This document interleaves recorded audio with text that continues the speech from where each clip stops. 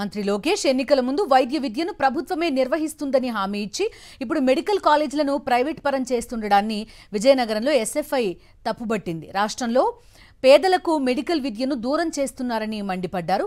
కూటమి ప్రభుత్వం ఈ చర్యల వల్ల పేదలకు విద్య దూరమవుతోందన్నారు. మెడికల్ కాలేజీలు ప్రైవేట్ పరం చేయొద్దని ఎస్ఎఫ్ఐ నాయకులు డిమాండ్ చేశారు. మరింత సమాచారం మా ప్రతినిధి యుగంధర్ అందిస్తారు.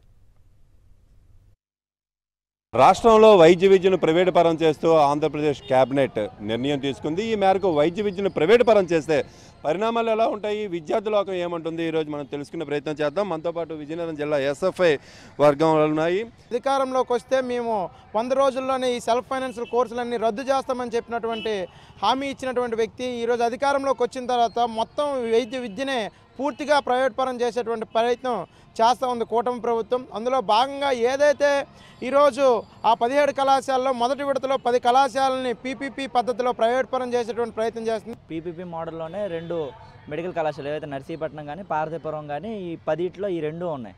ఖచ్చితంగా ఉత్తరాంధ్రలో ఉన్న వాళ్ళు ఉచిత మెడికల్ విద్య కోరుకుంటారు, చదువుకోవాలనుకుంటారు.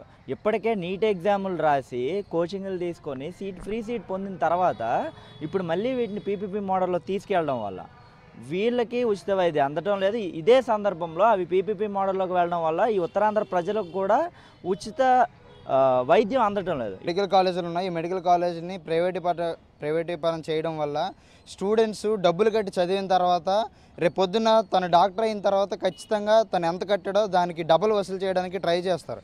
ఎవరు సేవా దృక్పథంతో పనిచేసే ప్రయత్నం అయితే చెయ్యరు.